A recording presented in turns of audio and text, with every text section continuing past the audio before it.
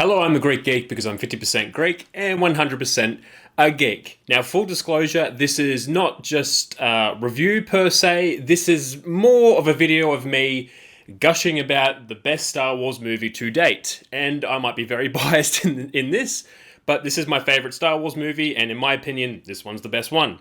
Let's get into it, shall we?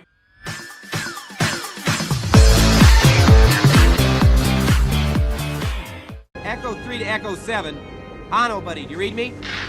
Loud and clear, kid. What's up? Well, I finished my circle. I don't pick up any live readings. There isn't enough life on this ice cube to fill a space cruiser. Sensors are placed. I'm going back.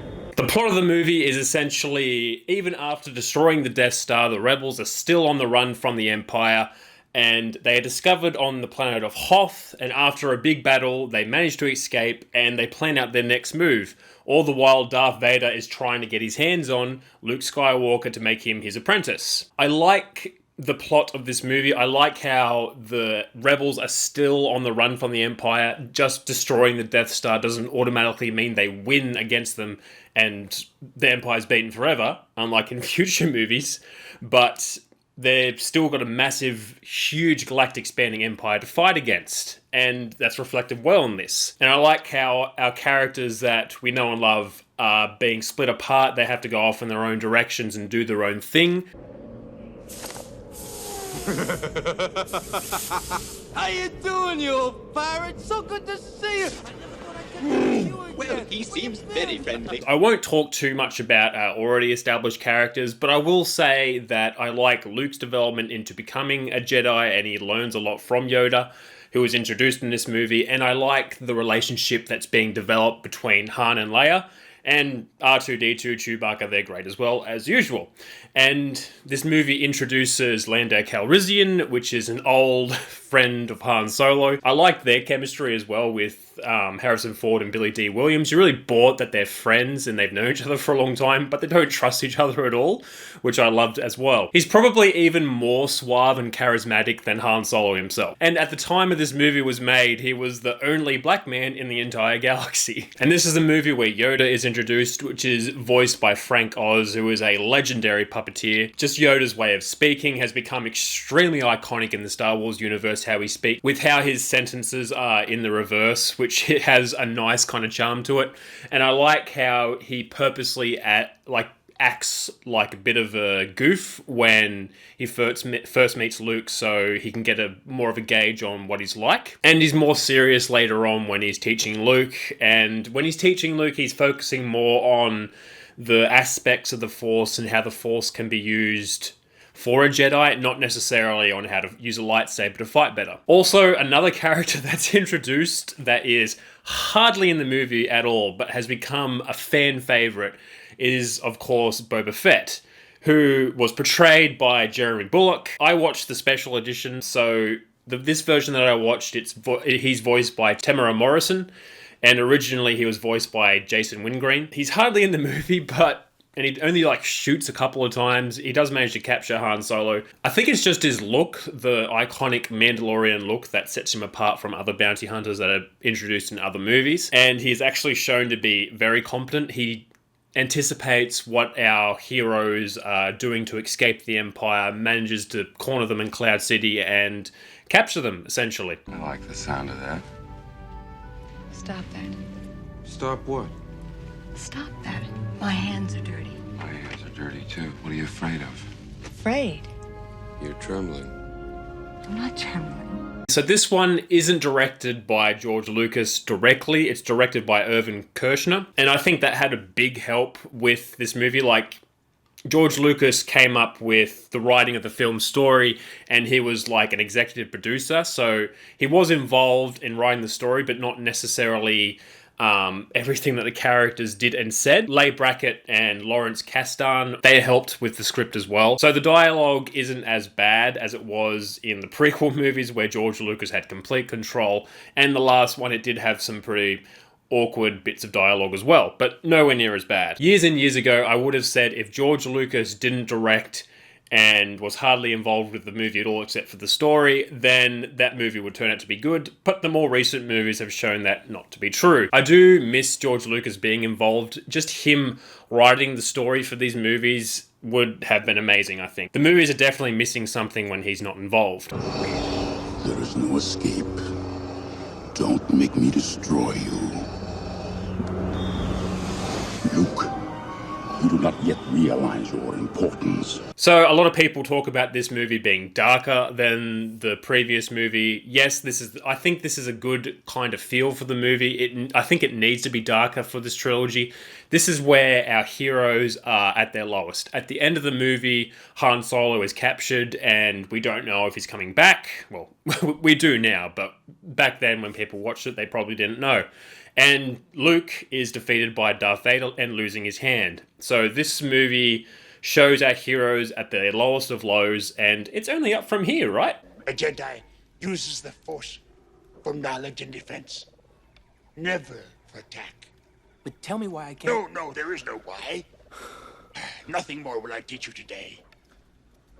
Clear your mind of questions. A good sequel should always add more lore to the story and the universe and the story that is being told. We learn more about the Force from Yoda, connecting, binding everyone, just building on what Obi-Wan said in the last movie. We learn a bit more about the dark side, how it's always there, and Yoda describes it as a cold kind of presence, and people are always being tempted by it, and it's always there.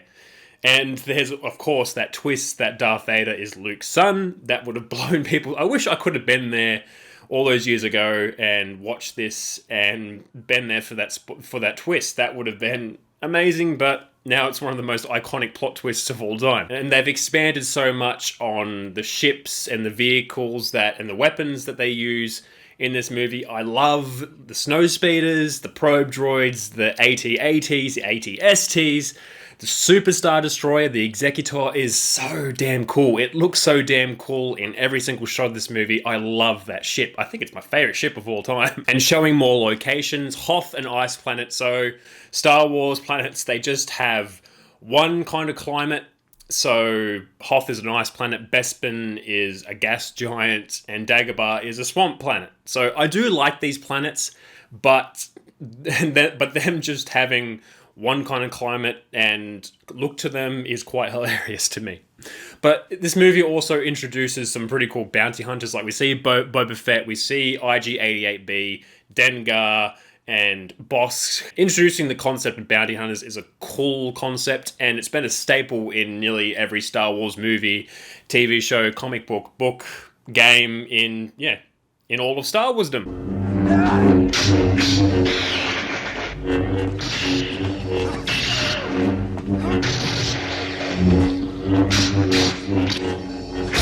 In this movie, we see the first big, large-scale land battle between the Empire and the Rebellion, in the movies at least.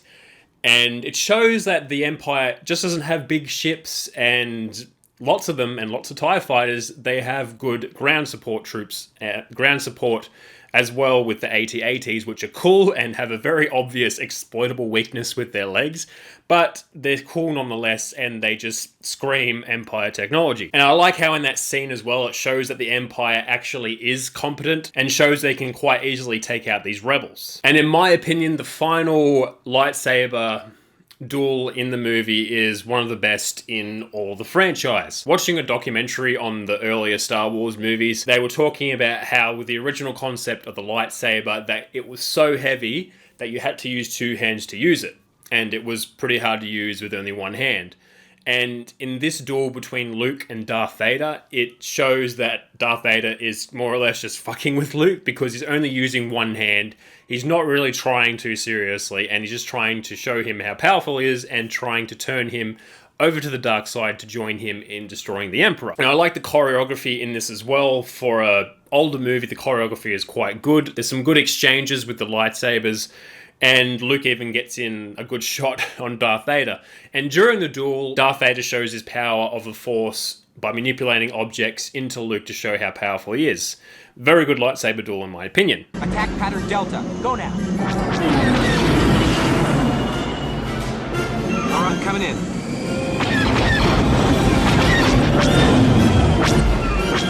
And as with the last one, this one has some fantastic special effects. Groundbreaking again for the time, that opening battle with the Empire and the Rebels fighting the AT-ATs, the snowspeeders flying around, taking everything out, the explosions, the new ships, the Executor especially, the new locations, Bespin, it all looks fantastic.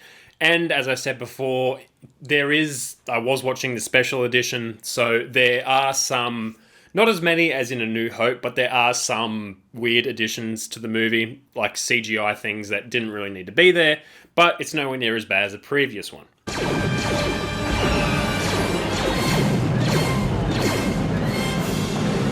So, as a sequel, this is pretty much a perfect sequel. It ups the stakes of the last movie, expands on so much, we learn more about the characters, more interesting characters are introduced, and this is where our heroes are at the lowest of their lows, how I feel a trilogy should be.